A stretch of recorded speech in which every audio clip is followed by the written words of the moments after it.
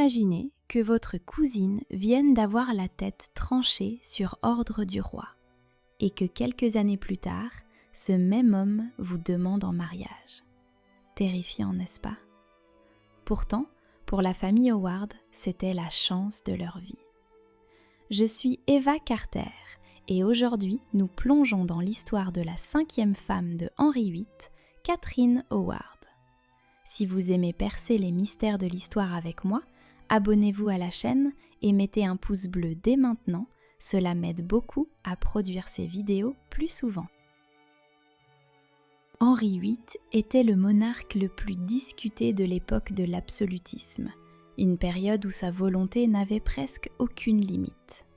Il s'est marié 6 fois et son 5e choix s'est porté sur la jeune Catherine.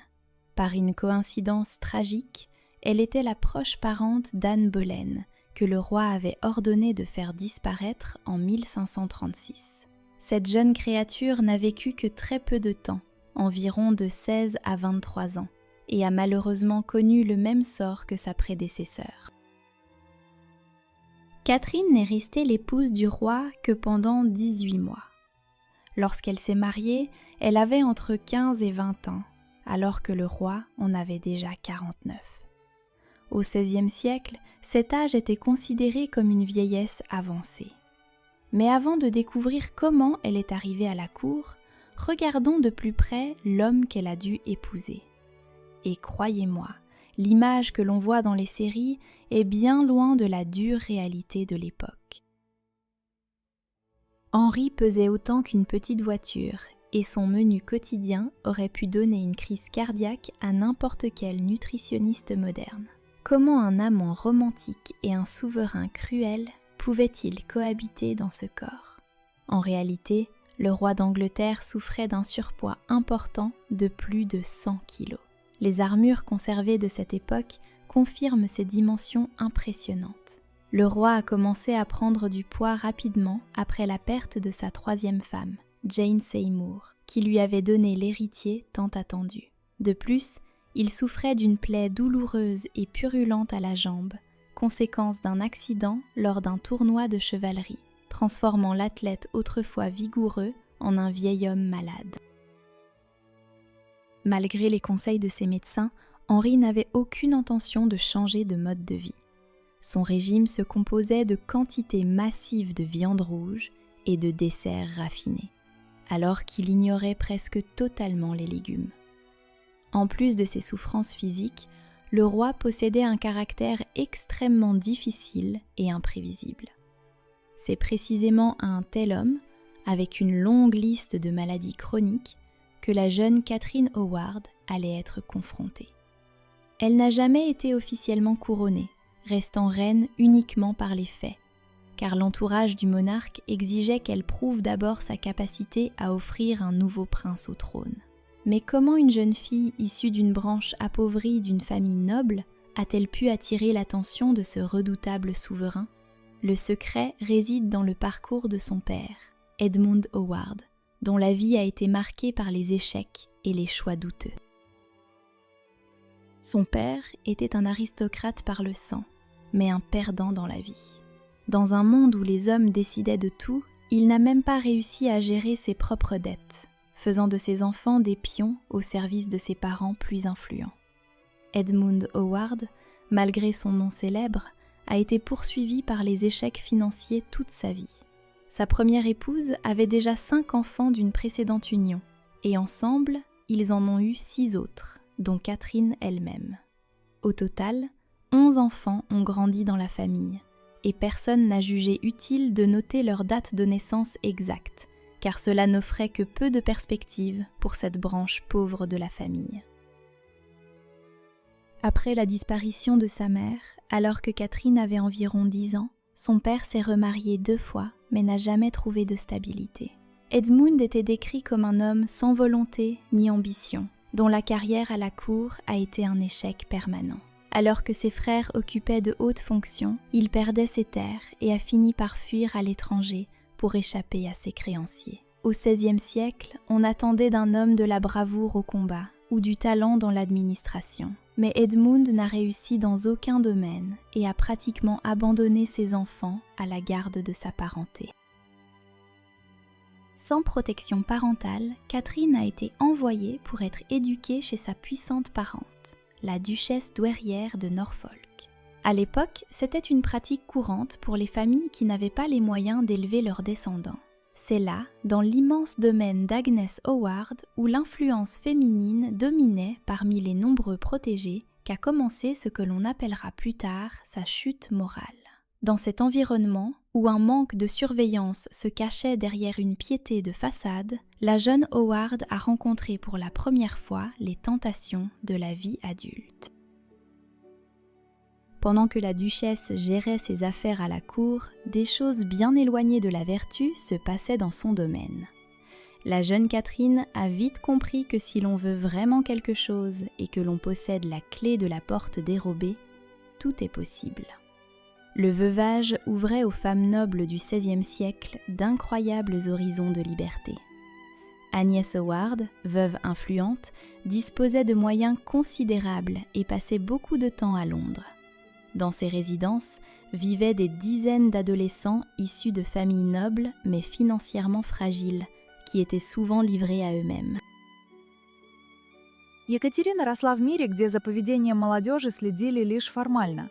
Подростки, достигая переходного возраста, начинали проявлять неподдельный интерес к запретным темам.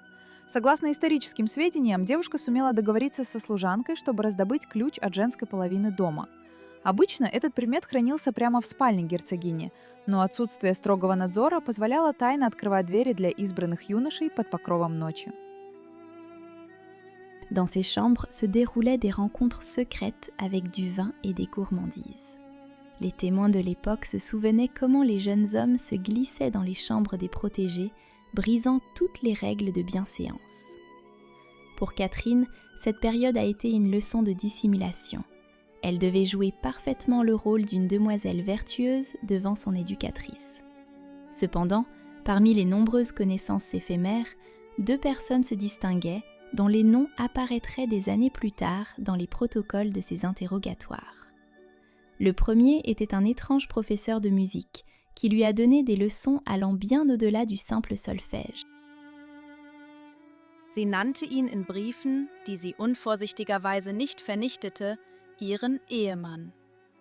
Sie dachte, es sei nur ein Spiel oder die große Liebe ihres Lebens, die für immer innerhalb der Mauern des Anwesens verborgen bleiben würde.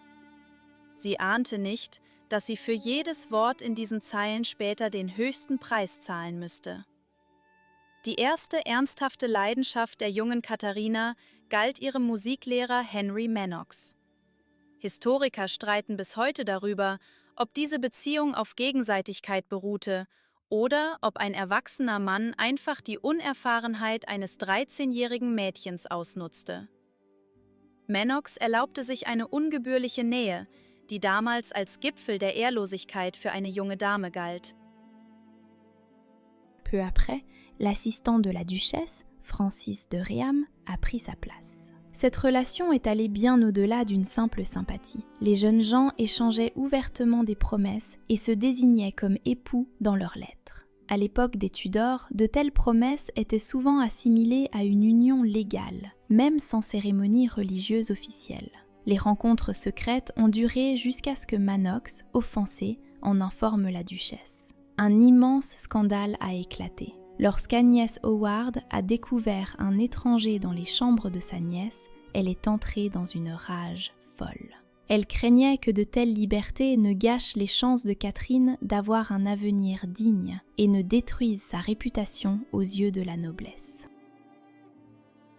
Pour couper définitivement ces liens, Déram a été envoyé précipitamment au loin et le destin de Catherine allait prendre un tournant radical. Son oncle influent a trouvé pour sa nièce une place à la cour royale. Elle s'est mise en route vers sa plus grande et plus dangereuse opportunité en devenant dame d'honneur de la 4e épouse du roi. C'est ainsi qu'a commencé une nouvelle histoire, où la jeune Howard est devenue un instrument dans le grand jeu politique de sa famille. Elle est arrivée à la cour comme une jeune fille de province naïve, rêvant de belles robes, sans se douter qu'elle servait d'appât pour le prédateur le plus dangereux d'Angleterre. Le piège s'est refermé. Henri était amoureux et Anne de Clèves a été écartée. Grâce aux efforts de son oncle influent Thomas Howard, Catherine s'est retrouvée au centre des intrigues de la cour. Le monarque vieillissant, tourmenté par ses maux physiques, a vu dans cette jeune fille pleine de vie une sorte de source de jeunesse retrouvée. Catherine était l'incarnation de l'énergie. Elle adorait la danse et la musique, ce qui contrastait fortement avec ses précédentes unions plus austères. Henri a couvert sa nouvelle favorite de bijoux et d'attention, sincèrement convaincu d'avoir trouvé sa rose sans épines. Pour la famille Howard, ce fut un triomphe absolu. Leur protégé a pris place aux côtés du trône, rendant à la lignée son ancienne gloire. La jeune fille elle-même profitait pleinement de sa nouvelle position. Cependant, derrière l'éclat extérieur se cachait un grave danger.